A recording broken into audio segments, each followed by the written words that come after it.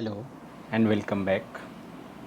आज का ये वीडियो लेसन बीए पार्ट 1 के स्टूडेंट्स के लिए है और हम लोग पेपर 1 के अंतर्गत पर्सनालिटी चैप्टर को कवर करने की कोशिश कर रहे हैं। इसी में आज का टॉपिक है हम लोगों का असेसमेंट ऑफ पर्सनालिटी, जिसको हिंदी में कहते हैं हम लोग व्यक्तित्व का मूल्यांकन। आज हम लोग समझने का प्रयास करेंगे कि व्यक्तित्व के मूल्यांकन का क्या तात्पर्य है। जब हम कहते हैं कि हम व्यक्तित्व का मूल्यांकन कर रहे हैं तो उसका अर्थ क्या होता है, व्यक्तित्व के मूल्यांकन करने के लक्ष्य क्या हैं और वे कौन से तकनीक या विधियां हैं जिनका उपयोग करके हम लोग व्यक्तित्व का मूल्यांकन करते हैं। इन विधियों का व्यक्तित्व के सिद्धांतों से क्या संबंध है, क्या वो उस व्यक्तित्व के सिद्धांत पर आधारित हैं या उनसे किस तरह के इनपुट के आधार पर, यानी व्यक्तित्व के सिद्धांत से किस तरह के इनपुट प्राप्त होते हैं जिनके आधार पर व्यक्तित्व के मूल्यांकन की विधियों का निर्माण किया जाता है। इन सब बातों पर चर्चा करेंगे। तो सबसे पहले हम लोग आते हैं कि व्यक्तित्व का मूल्यांकन है क्या। जब हम लोगों ने व्यक्तित्व की परिभाषा, उसकी विशेषताएं, इन सब बातों पर चर्चा करने के क्रम में हम लोगों ने देखा था कि जो व्यक्तित्व है उसका संबंध व्यक्ति के बेहतर व्यवहार से है। यानी अपने जीवन में व्यक्ति का व्यवहार कितना सामंजस्यपूर्ण होगा, कितना एडजस्टमेंट वाला होगा या मल एडजस्टेड होगा, कुसमायोजित होगा, या किसी व्यक्ति के व्यवहार में मानसिक रोग होने की संभावना होगी या नहीं होगी। इन सब चीज़ों में व्यक्तित्व की विशेषताओं की भूमिका होती है। मतलब कहीं ना कहीं व्यक्ति का व्यवहार का जड़ उसके व्यक्तित्व में पाया जा सकता है। और जो हैप्पीनेस का कंसेप्ट है या व्यक्तिगत खुशी, वह भी काफ़ी हद तक व्यक्ति के व्यक्तित्व पर निर्भर करती है, क्योंकि सामान्यतः यह पाया गया है कि सामान्य परिस्थिति में ही, मतलब समान परिस्थितियों में भी दो व्यक्ति जिनके व्यक्तित्व में भिन्नता है वो अलग अलग तरह से अनुक्रिया भी करते हैं और उनकी जो फीलिंग है, अनुभूति है, वह भी अलग अलग होती है। तो चूँकि व्यक्तित्व की जो रेमिफिकेशंस हैं या शाखाएं हैं, ये बहुत इम्पोर्टेंट रोल अदा करते हैं व्यक्ति के जीवन और उसके जीवन से होने वाले सामंजस्य में। तो स्वाभाविक है कि हम लोग अगर किसी के व्यक्ति के व्यक्तित्व को समझ लें या उसके व्यक्तित्व के शील गुणों को जान लें तो उस व्यक्ति के बाकी व्यवहारों के बारे में भी समझ उत्पन्न की जा सकती है और उसको सही जानकारी या सही सलाह भी दिया जा सकता है, जिससे वह व्यक्ति अपने जीवन को और बेहतर कर सके। मूल्यांकन क्या है? मूल्यांकन का तात्पर्य उन प्रक्रियाओं से है जिनका उपयोग कुछ विशेषताओं के आधार पर लोगों के मूल्यांकन या उनके बीच विभेदन या अंतर करने के लिए किया जाता है। व्यक्तित्व के मूल्यांकन का लक्ष्य क्या है? तो व्यक्तित्व के मूल्यांकन का लक्ष्य है कि लोगों के व्यवहारों को न्यूनतम त्रुटि यानी कम से कम एरर और ज़्यादा से ज़्यादा परिशुद्धता के साथ मापा जा सके। इससे क्या होगा? इस आधार पर हम लोगों के व्यवहार को समझ पाएंगे, साथ ही उनके व्यवहार के बारे में भविष्यवाणी करने में भी सक्षम हो पाएंगे। मूल्यांकन से यह बात भी पता चलेगी कि किसी विशेष स्थिति में व्यक्ति सामान्यतः किस तरह का व्यवहार करता है और कैसे करता है। ये सब चीज़ों को हम समझने का प्रयास मूल्यांकन के क्रम में करते हैं। मूल्यांकन हमारी समझ को उन्नत करता है, विकसित करता है। साथ ही मूल्यांकन द्वारा हम निदान या जिसको डायग्नोसिस कहते हैं, किसी रोग, जो मानसिक रोग हैं उनके डायग्नोसिस में ट्रेनिंग में या प्रशिक्षण में, स्थानन में, परामर्श में, काउंसलिंग जिसको हम कहते हैं, परामर्श को इंग्लिश में काउंसलिंग कहा जाता है, और स्थानन को कहते हैं प्लेसमेंट, किसी जॉब के लिए या किसी तरह के प्लेसमेंट के लिए। इन सब उद्देश्यों में व्यक्तित्व का मूल्यांकन मददगारी सिद्ध होता है। अब हम यह देखते हैं कि व्यक्तित्व के मूल्यांकन की जो विधियां हैं उनके व्यक्तित्व के सिद्धांत से क्या लेना देना है। सामान्यतः यह देखा जाता है कि जो भी मूल्यांकन की विधियां हैं वो व्यक्तित्व के किसी न किसी सिद्धांत पर आधारित होती हैं। जैसे हो सकता है कि कुछ मूल्यांकन की विधियां साइको एनालिटिकल थ्योरी या मनोगतिकी सिद्धांत पर आधारित हो, कुछ हो सकता है कि ह्यूमनिस्टिक थ्योरीज पे, कुछ कोग्निटिव थ्योरी या बिहेवियरिस्ट थ्योरी, व्यवहारवादी सिद्धांत, संज्ञानात्मक सिद्धांत, इन अलग अलग सिद्धांतों पे बेस्ड या आधारित हो सकता है। बट यहाँ पर यह ध्यान रखने वाली बात है कि यह कोई हार्ड एंड फास्ट रूल नहीं है कि कोई भी मूल्यांकन की विधि एक ही सिद्धांत पर आधारित हो। यह संभव भी है और स्वाभाविक है कि मूल्यांकन की विधि एक से ज़्यादा सिद्धांतों में पाए जाने वाले तथ्यों या उनके द्वारा सुझाए गए इंसाइट्स को यूज करे और एक कॉम्प्रिहेंसिव असेसमेंट निकल के आए उस विधि द्वारा। साथ ही कई बार ऐसा होता है कि मूल्यांकन की कोई विधि है तो उसमें किसी सिद्धांत का पूरी तरह पालन करने के बजाय व्यक्तित्व के उन शील गुणों को मापने का प्रयास किया जाता है जो उस विधि के उद्देश्य से मेल खाते हैं। यानी कहने का मतलब कि जो हमारा लक्ष्य है मूल्यांकन का, अगर हम डायग्नोसिस के लिए मूल्यांकन कर रहे हैं व्यक्तित्व का, किसी रोग का डायग्नोसिस करने के लिए, तो हमारा मूल्यांकन विधि कुछ अलग होगा। और अगर हम किसी को काउंसलिंग करने के लिए या फिर प्लेसमेंट के लिए या उसको ट्रेन करने के लिए कर रहे हैं तो उस केस में हमारे मूल्यांकन की विधि अलग होगी और उस विधि में उन शील गुणों को मापने का प्रयास किया जाएगा जो हमारे इस लक्ष्य के ज़्यादा करीब होंगे। अब हम लोग देखते हैं कि व्यक्तित्व के मूल्यांकन के लिए कौन कौन सी तकनीकें अपनाई जाती हैं। तो जो मेजर कैटेगराइजेशन है, जो बड़े बड़े समूह हैं जिनमें हम इन तकनीकों को बांट सकते हैं, उसमें सबसे पहला है प्रोजेक्टिव टेक्निक्स, जिसको हिंदी में हम लोग कहेंगे प्रक्षेपी विधियां या तकनीकें। दूसरा आएगा सेल्फ रिपोर्ट मेजर्स, आत्म प्रतिवेदन उपाय इनको कहते हैं हम लोग, आत्म प्रतिवेदन माप। पर्सनालिटी इन्वेंट्री जाएंगी जिनको हम लोग व्यक्तित्व अन्वेषिका भी कहते हैं। साइकोमेट्रिक टेस्ट, मनोमितिकी परीक्षण इनको कहा जाता है हिंदी में। और चौथे आएंगे बिहेवियरल एनालिसिस यानी व्यवहार परक विश्लेषण। इन चारों समूहों को हम लोग एक एक करके जानने और समझने का प्रयास करते हैं। तो सबसे पहले आता है प्रोजेक्टिव टेक्निक्स, प्रक्षेपी विधियां। प्रक्षेपी विधियां क्या है और किस सिद्धांत से ज़्यादा प्रभावित है, इस पर अगर हम लोग बात करें तो प्रक्षेपी तकनीकें अपने स्वभाव में मूलतः अप्रत्यक्ष तकनीकें हैं। अप्रत्यक्ष का क्या मतलब है, यानी व्यक्ति के बारे में, जिसके व्यक्तित्व का माप हम कर रहे हैं, उसके बारे में यहाँ पर सीधी सूचनाएं नहीं प्राप्त होती, बल्कि यहाँ जो उसके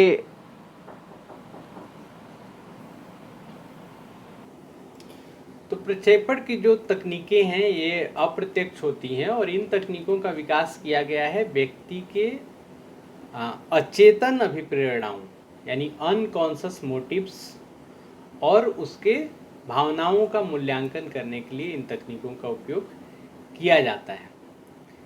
जो मूल विचार है इन तकनीकों के उपयोग के पीछे वह है कि कम संरचित अथवा असंरचित उद्दीपक अथवा स्थिति व्यक्तियों को अपनी भावनाओं, इच्छाओं और आवश्यकताओं को उस स्थिति पर प्रक्षेपित करने का अवसर प्रदान करती हैं। कहने का तात्पर्य यह कि जो उद्दीपक प्रक्षेपी तकनीकों में उपयोग किए जाते हैं वह बहुत स्ट्रक्चर्ड नहीं होते हैं, बहुत स्पष्ट फिगर वाले नहीं होते हैं, और जो स्टिमुलस है वो भी अनस्ट्रक्चर्ड होता है, जिसकी वजह से व्यक्ति अपनी जो छुपी हुई भावनाएं हैं, जो इच्छाएं हैं या आवश्यकताएं हैं, उसको भी प्रक्षेपित करता है इसमें। और इन प्रक्षेपणों को ही विशेषज्ञ व्याख्या करते हैं और विभिन्न प्रकार के अलग अलग प्रक्षेपी तकनीकों का उपयोग करके व्यक्ति के लिए विभिन्न प्रकार के उद्दीपक सामग्रियां और स्थितियों का उपयोग किया जाता है। इसमें अभी हम लोग आगे पढ़ेंगे अलग अलग टेक्निक, लेकिन कुछ उद्दीपक हो सकते हैं जैसे स्याही का धब्बा है जो रॉर्सार्क में हम लोग यूज करेंगे और देखेंगे। साथ ही कुछ चित्र ऐसे होंगे जहाँ पर व्यक्ति को कहानी लिखनी होगी, या कुछ सेंटेंसेस दिए जा सकते हैं जो अधूरे वाक्य होंगे और उनको व्यक्ति को पूरा करना होगा। वहीं कुछ तकनीकों में चित्र बनाने होंगे या रेखाओं द्वारा अपनी अभिव्यक्ति को व्यक्त करना होगा। वहीं एक बड़े कहीं कहीं बहुत बड़े उद्दीपकों के समूह में से किसी उद्दीपक का चयन करने के लिए भी कहा जा सकता है। तो इनकी क्या विशेषताएं हैं प्रक्षेपी तकनीकों की, इस पर हम आएंगे। पहले इसका थ्योरेटिकल बेस देख लेते हैं कि ये तकनीकें किस व्यक्तित्व के किस सिद्धांत से ज़्यादा प्रभावित हैं। व्यक्तित्व के मूल्यांकन की जो ये प्रक्षेपी तकनीकें हैं, प्रोजेक्टिव टेक्निक्स हैं, ये मुख्यतः मनोविश्लेषणात्मक सिद्धांत पर आधारित हैं। और मनोविश्लेषणात्मक सिद्धांत जो फ्रायड द्वारा सबसे पहले दिया गया और फिर आगे कई मनोवैज्ञानिकों ने उसमें योगदान किया। इस सिद्धांत का मानना है कि मानव व्यवहार का एक बड़ा भाग या मानव व्यक्तित्व का एक बड़ा भाग अचेतन अभिप्रेरणाओं द्वारा ही निर्मित होता है, यानी अनकॉन्शियस मोटिव्स की भूमिका बहुत बड़ी होती है। अनकॉन्शियस मोटिव्स क्या हैं? ऐसे मोटिव्स जिसके प्रति व्यक्ति चेतन रूप से जागरूक नहीं रह सकता, उसको जान नहीं सकता या वो अपनी स्मृति में नहीं ला सकता, वो विस्मृत कर दी गई हैं चेतन स्मृति से। तो व्यक्तित्व मूल्यांकन की ये जो अप्रत्यक्ष विधियां हैं, जिनको हम प्रोजेक्टिव टेक्निक्स कह रहे हैं, उनके द्वारा व्यवहार के इसी अचेतन पक्ष को उद्घाटित किया जा सकता है, जिसकी वजह से व्यक्ति के व्यक्तित्व का वास्तविक वर्णन करना संभव हो पाता है।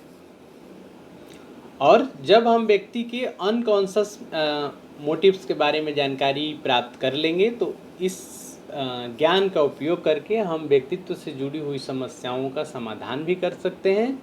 साथ ही अगर इन कारणों की वजह से किसी तरह का कोई मानसिक रोग या मानसिक असामान्यता व्यक्ति में दिखाई पड़ती है तो उसको भी दूर किया जा सकता है। जो ये अलग अलग टेक्निक्स यूज होंगी प्रोजेक्टिव मेथड्स में, उनकी सब में जो स्टिमुलस यूज किए जाते हैं या जो रिस्पॉन्सेज जिस तरह से लिया जाता है, अनुक्रिया जिस तरह से रिकॉर्ड की जाती है, उसमें भिन्नता पाई जाती है। फिर भी कुछ सिमिलैरिटीज हैं सभी टेक्निक्स में जिनको कि हम देख सकते हैं। तो क्या क्या विशेषताएं हैं जो सभी प्रकार के प्रक्षेपी तकनीकों में उपयोग होती हैं, वो हम लोग देख लेते हैं। सबसे पहले तो कि अगर हम प्रोजेक्टिव टेक्निक्स की बात कर रहे हैं तो यहाँ पर जो उद्दीपक होगा, स्टिमुलस होगा, वह सापेक्ष रूप से अथवा पूर्णतः असंरचित और अनुपयुक्त ढंग से परिभाषित होते हैं। मतलब जो उद्दीपक यूज किया जाएगा वो अनस्ट्रक्चर्ड होगा, इनकम्प्लीट होगा, और वो उसका इंटरप्रिटेशन जो है, मीनिंग जो है, वो अलग अलग व्यक्ति अलग अलग तरीके से निकाले, यह उद्देश्य रखा जाता है। साथ ही जिस व्यक्ति का मूल्यांकन किया जाता है उसे साधारणतया मूल्यांकन के उद्देश्य, अंक प्रदान करने की विधि और व्याख्या के बारे में नहीं बताया जाता है। यानी मूल्यांकन जिस व्यक्ति का हो रहा है उसे नहीं पता होता है कि उससे क्या आशा रखी जा रही है या उसको किस प्रकार की अनुक्रिया देने पर ज़्यादा मार्क्स मिलेंगे और किस प्रकार की अनुक्रिया देने पर कम, इन सब चीज़ों के बारे में कोई भी सूचना नहीं दी जाती है। व्यक्ति को यह सूचना जरूर दे दी जाती है कि कोई भी अनुक्रिया सही या गलत नहीं होती है और आप पूर्णतः स्वतंत्र हैं अपने अनुसार अनुक्रिया करने के लिए। प्रत्येक अनुक्रिया यानी कुछ भी आप अगर अनुक्रिया में करते हैं या बनाते हैं या लिखते हैं, सब कुछ आपके व्यक्तित्व के महत्वपूर्ण पक्षों को प्रकट करने वाला होता है। जो अंक प्रदान करने की प्रक्रिया है और व्याख्या करने की प्रक्रिया है वह लंबा और अधिक समय लेने वाला और कभी कभी बहुत ही सब्जेक्टिव हो जाता है, आत्मनिष्ठ हो जाता है। यानी इन विधियों में जो व्यक्ति मूल्यांकन इस विधि का जो अनुपालन करवा रहा है, जो व्यक्ति जो उपयोग कर रहा है, उसके अपने विचारों का प्रभाव पड़ने की संभावना होती है। वस्तुनिष्ठता का गुण इस विधि में कम होती है। अब हम लोग एक एक करके देखते हैं कि प्रोजेक्टिव टेक्निक्स में कौन कौन सी विधियां आती हैं और उनमें क्या क्या कैसे अनुक्रिया ली जाती है, किस प्रकार के उद्दीपक उपयोग किए जाते हैं और उनका अंकन या व्याख्या कैसे होती है। प्रोजेक्टिव टेक्निक्स को अगर हम एग्जाम्पल के माध्यम से समझना चाहें तो हम बादलों में बनने वाले आकार की बात कर सकते हैं। जैसे बादलों में आपने देखा होगा कि अलग अलग ऐसा लगता है कि बादलों से ही अलग अलग आकार निर्मित हो गया है और वो आकार या बादलों का जो आकार है उसमें अलग अलग व्यक्ति अलग अलग आकार देखते हैं। जैसे किसी को लग सकता है कि यह घोड़े के मुंह जैसा हो गया है, या किसी को लग सकता है कि यह स्टार फिश जैसा शेप है या कुछ और। तो यह जो प्रक्रिया है ये प्रोजेक्टिव टेक्निक्स को बताने वाली है कि एक ही फिगर का अलग अलग व्यक्ति अपने अपने हिसाब से उसको समझने का प्रयास करते हैं। और ऐसा क्यों हो रहा है? क्योंकि बादल का जो आकार है वह अस्पष्ट नहीं है, वो साफ साफ नहीं है कि क्या बना हुआ है, संरचित नहीं है। तो इसी एग्जाम्पल के आधार पर हम लोग समझने का प्रयास करेंगे कि प्रोजेक्टिव टेक्निक्स में व्यक्ति जो इंटरप्रिटेशन देता है, उद्दीपक सबके लिए सेम होगा, अनुक्रिया सबकी अलग होगी और इस उद्दीपक के प्रति जो अनुक्रिया जिस व्यक्ति ने दी है उसका जो वो इंटरप्रिटेशन देगा कि वह ऐसा क्यों सोच रहा है या इसका अर्थ ऐसा क्यों निकाल रहा है, वो यहाँ पर महत्वपूर्ण हो जाता है। तो सबसे पहले अब हम लोग प्रक्षेपी तकनीकों के अंतर्गत रॉरशार्क इंक ब्लॉट टेस्ट की बात कर लेते हैं।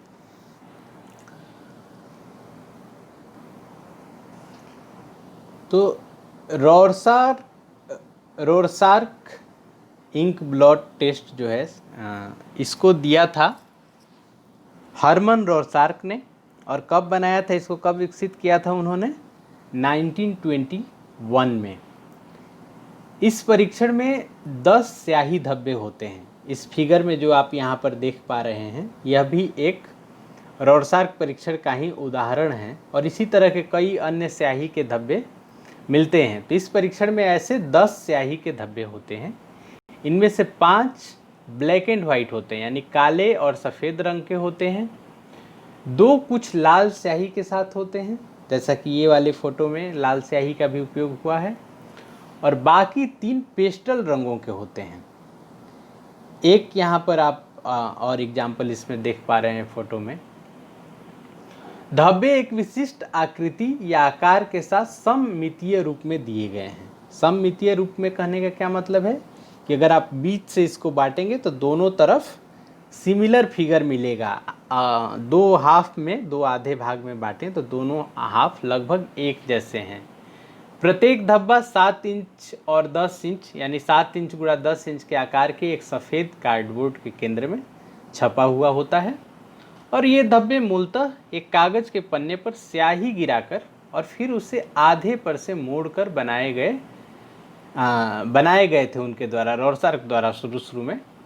इन कार्डों को व्यक्तिगत रूप से प्रयोजकों को 2 चरण में दिखाया जाता है, यानी जिस व्यक्ति का हम लोग मूल्यांकन कर रहे हैं उनको ये कार्ड्स 2 चरणों में दिखाया जाता है। पहले चरण को निष्पादन मुख्य अथवा निष्पादन उपयुक्त परफॉर्मेंस प्रॉपर कहते हैं, जिसमें प्रयोज्यों को कार्ड दिखाए जाते हैं और उनसे पूछा जाता है कि प्रत्येक कार्ड में वे क्या देख रहे हैं।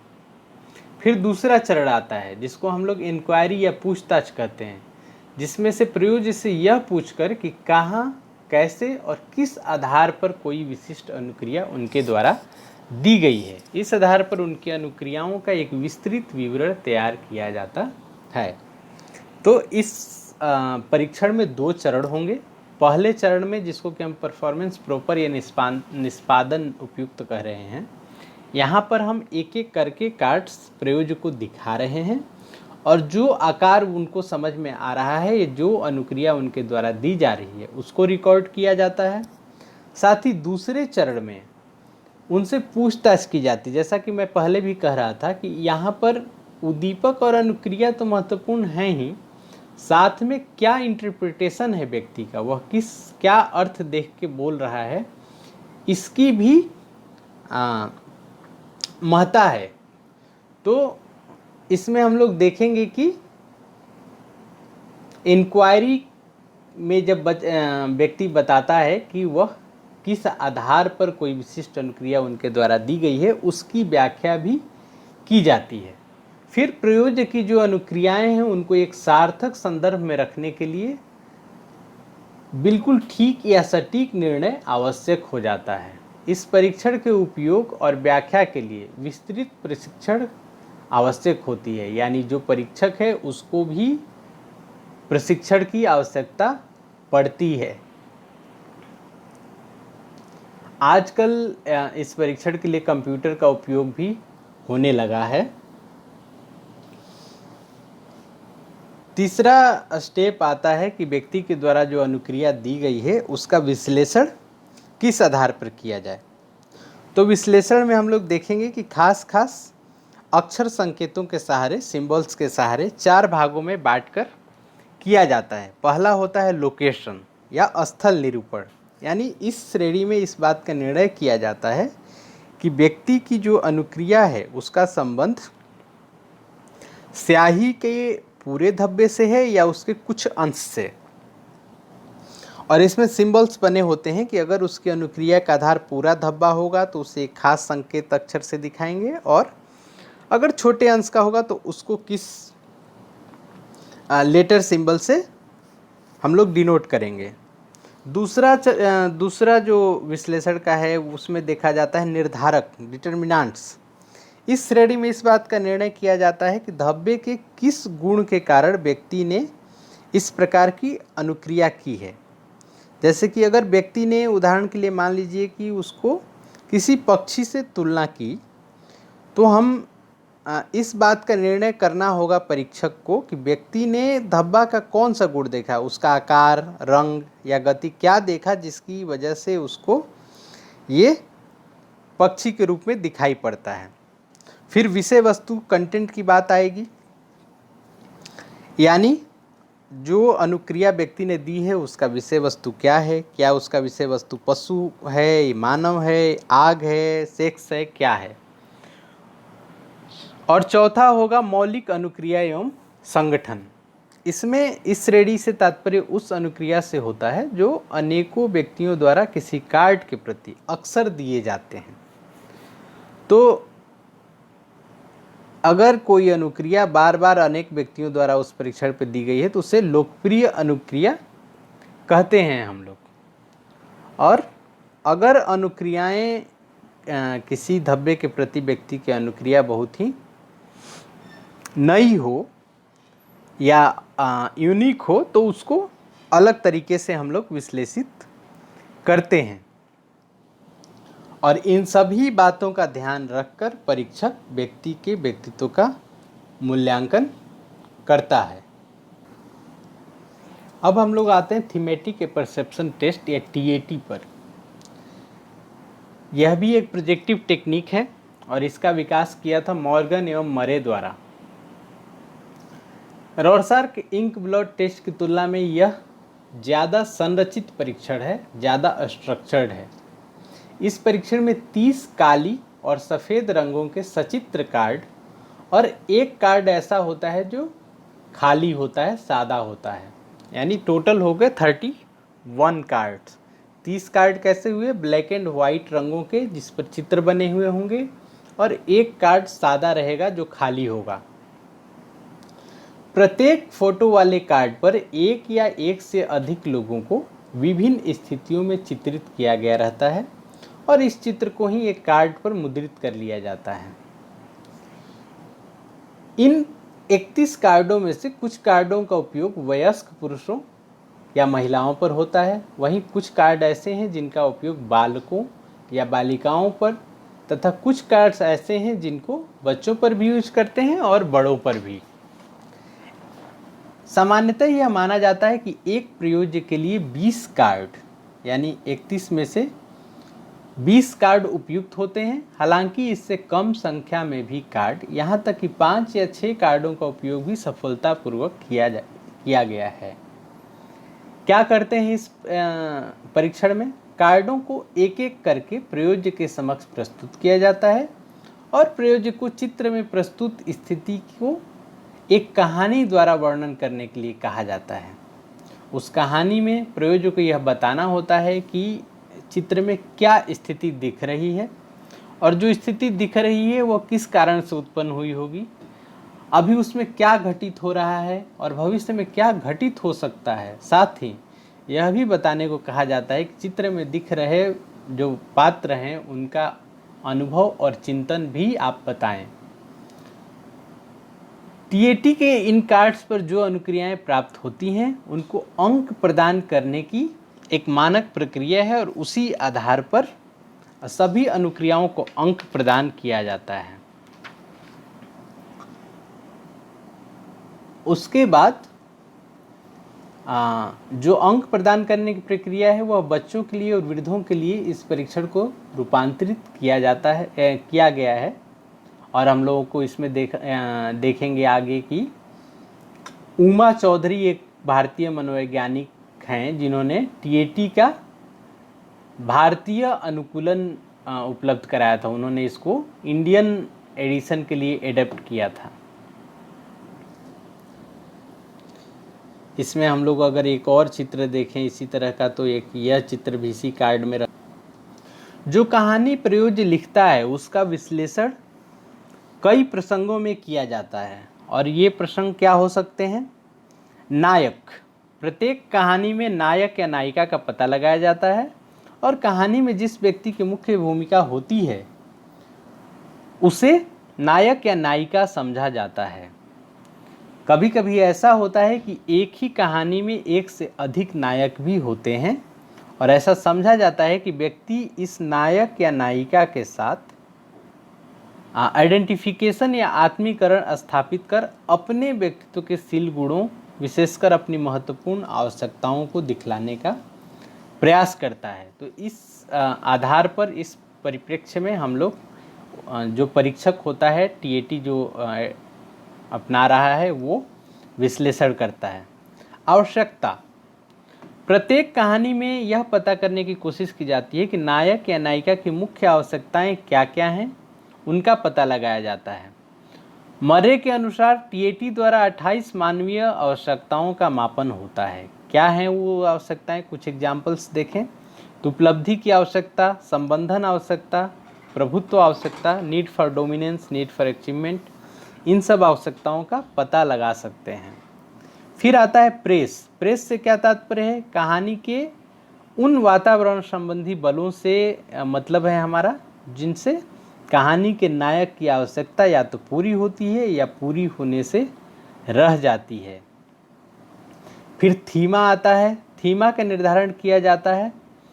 थीमा से तात्पर्य नायक की आवश्यकता तथा प्रेस अर्थात वातावरण संबंधी जो बल है उन दोनों की अंतःक्रिया से उत्पन्न घटना से होता है।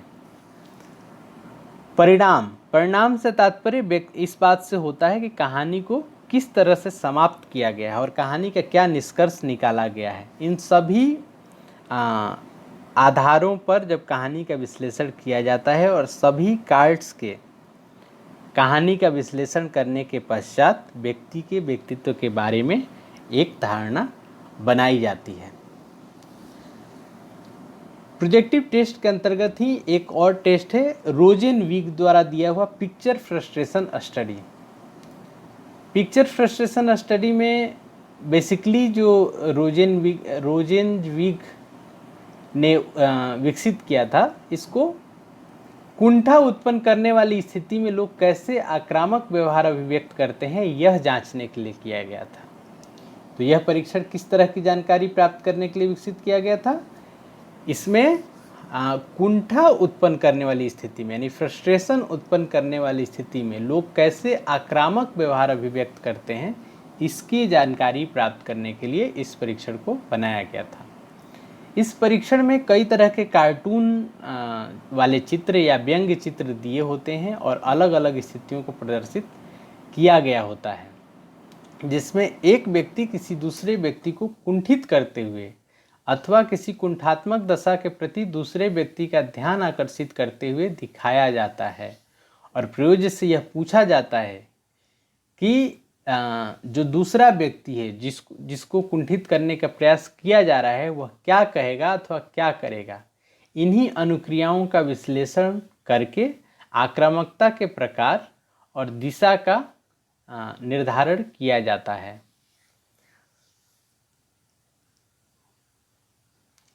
इसी के अंतर्गत, यानी प्रोजेक्टिव टेस्ट के अंतर्गत ही एक और परीक्षण होता है वाक्य समापन परीक्षण या सेंटेंस कंप्लीशन टेस्ट। इसके अंतर्गत छोटे छोटे सेंटेंसेज होते हैं जिसका आधा हिस्सा या कुछ वाक्य कुछ शब्द उसके लिखे हुए होते हैं और आगे प्रयोज्य को स्वयं पूरा करना होता है। यहाँ पर यह देखा जाता है कि वाक्य का जो अंतिम भाग होगा वह प्रयोग जिस तरह से समाप्त करेगा वह उसकी अभिवृत्तियों, अभिप्रेरणाओं और द्वंद्वों को प्रतिबिंबित करेगा। और इस परीक्षण से ऐसा अवसर प्राप्त होता है जिससे व्यक्ति के अंतर्निहित अचेतन अभिप्रेरणाओं की अभिव्यक्ति होती है। एग्जाम्पल के तौर पर इसमें हम लोगों ने एक फोटो डाला है जिसमें कुछ उदाहरण दिए हुए हैं, जैसे आई फियर, मुझे डर है कि, इसके आगे व्यक्ति जो लिखेगा वह उसके अपने विचारों और अभिव्यक्ति को बताएगा।